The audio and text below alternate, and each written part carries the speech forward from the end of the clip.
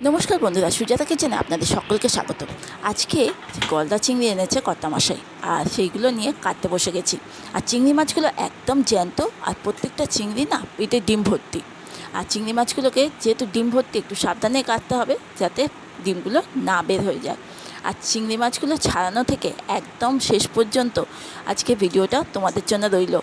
অবশ্যই তোমরা পুরোটা স্কিপ না করে দেখো, আশা করি ভালো লাগবে। চিংড়ি মাছগুলো আমি ছাড়িয়ে নিয়েছি, আর চিংড়ি মাছে না পিঠের দিকে একটা শির মতো থাকে, সেটা বের করে নিয়েছি। আর চিংড়ি মাছের মাথার দিকে একটা ময়লা থাকে, এই দেখো মাথার দিকে টেনে বের করছে। দেখো মাথাটা, এই সুরগুলো কাটা হয়ে গেলে মাথার দিকে একটা কালো মতো ময়লা থাকে, এগুলো অবশ্যই পরিষ্কার করে নেবে, তাহলে চিংড়ি মাছ খেলে কোনো শরীর খারাপ করবে না। এবার চিংড়ি মাছগুলোকে আমি নুন হলুদ মাখিয়ে নিচ্ছি। আর আজকে চিংড়ি মাছগুলো দিয়ে কিন্তু কোনো মালাইকারি করব না, আজকে একটি ঘরোয়া রান্না করব। একদম মানে ঘরে যে মশলা টশলা আছে বা ঘরের জিনিসপত্র দিয়ে আজকে রান্না করব। মাংসকেও কিন্তু হার মানাবে এই চিংড়ি মাছের রেসিপিটা। নুন হলুদ মাখানো হয়ে গেছে, কড়াইয়ের মধ্যে আমি দিয়ে দিচ্ছি দেখো চিংড়ি মাছগুলোকে। আর চিংড়ি মাছগুলোকে কিন্তু কড়াইতে যখন দেবো খুব বেশিক্ষণ ভাজবো না। চিংড়ি মাছগুলো বেশিক্ষণ ভাজলে কী হয় বলো তো, একটু রাবারের মতো হয়ে যায়, ওই জন্য চিংড়ি মাছটা বেশিক্ষণ ভাজবো না। এবার এই চিংড়ি মাছগুলোকে উল্টে পাল্টে দিয়ে আমি দেখো এই চিংড়ি মাছটা দিয়ে কী রান্না করব। এই যে আলুগুলো ডুমডুম করে কেটে নিয়েছি, আর তার সঙ্গে পেঁয়াজ কেটে নিয়েছি। খানিকটা পেঁয়াজ মিক্সিতে দিয়ে তার মধ্যে দিয়ে দিচ্ছি আদা, রসুন, টমেটো, কাঁচা লঙ্কা। রসুনটা কিন্তু বেশি দিইনি, 3 থেকে 4 কোয়া। চিংড়ি মাছে রসুন বেশি দিলে কিন্তু টেস্ট ভালো লাগে না। আর এদিকে চিংড়ি মাছটা আমার হয়ে গেছে, চিংড়ি মাছটা ভাজা হয়ে গেছে। দেখো যে প্রত্যেকটা চিংড়ি পেটে ডিম ভর্তি, সেইভাবেই চিংড়িটাকে একটু কেটে নেবে যাতে ডিম না বের হয়। এগুলো খেতে কিন্তু দারুণ লাগে। আর ওই তেলের মধ্যে দিয়ে দিয়েছি ডুমডুম করা আলুগুলোকে। আর আলুগুলোকে মাংসের আলুর মতোই পুরো লাল লাল করে ছাঁকা তেলে ভেজে নিচ্ছি। আর দেখো লাল লাল করে ভাজা হয়ে গেছে, এই আলুগুলোকে তুলে নিলাম। এবার ওই তেলের মধ্যে তেজপাতা, শুকনো লঙ্কা, দারচিনি ফোড়ন দিয়ে দিচ্ছি। ফোড়নটা বেশ সুন্দর একটা গন্ধ ছাড়তে শুরু করবে, তখন পেঁয়াজগুলোকে দিয়ে দিলাম। পেঁয়াজগুলোকে কিন্তু বেরেস্তার মতো ভাজবো।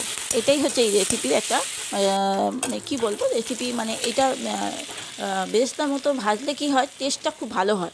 আমি এইভাবেই তৈরি করি।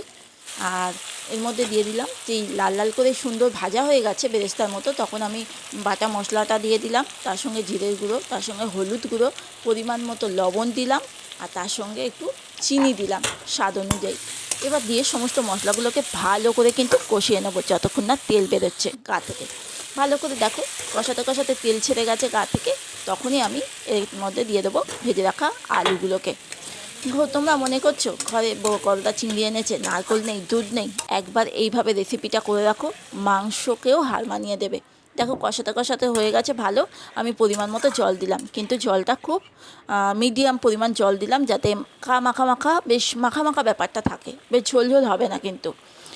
আর এই চিংড়ি মাছগুলোকে দিয়ে ভালো করে নেড়ে আমি ঢাকা দিয়ে দেবো 2-3 মিনিটের জন্য। এবার 3-4 মিনিট পরে দেখো ঢাকাটা খুলে নিচ্ছি, একদম আমার রান্নাটা রেডি হয়ে গেছে। শুধু এর মধ্যে দিয়ে দেবো একটু গরম মশলার গুঁড়ো, ব্যাস গরম মশলার গুঁড়ো দিলেই এই রান্নাটা রেডি। সত্যি বন্ধুরা, এই যদি ঘরে নারকেল আর দুধ না থাকে, ঘরে গলদা চিংড়ি এনেছে বাড়ির লোক, তখন এইভাবে রান্নাটা করে একবার খেও, আমি বলছি দারুণ লাগে কিন্তু।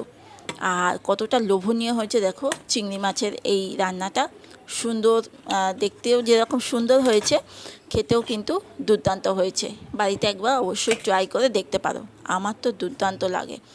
আর এই যে পুরো ফিনিশিংটা কেমন লাগছে তোমাদের অবশ্যই কমেন্ট করে জানিও, আর ভালো লাগলে অবশ্যই একটা লাইক সাবস্ক্রাইব করে পাশে থাকো। এবার দেখো নিয়ে বসে পড়েছি চিংড়ি মাছ দিয়ে ভাত। মাংস থাকলে মাংসটাকে কিন্তু লাগবে না, এই যদি একটা চিংড়ি মাছের এরকম রেসিপি থাকে, চিংড়ি মাছ দিয়ে যখন খাচ্ছিলাম না, মনে হচ্ছিল আর কিচ্ছু লাগবে না, শুধু এই চিংড়ি মাছ দিয়ে কিন্তু খাওয়া হয়ে যাবে। আমার তো দারুণ লেগেছে। তোমাদের রেসিপিটা ভালো লাগলে অবশ্যই কমেন্ট করে জানিও। আজকের মতো আসছি বন্ধুরা, সবাইকে জানাই অনেক ভালোবাসা।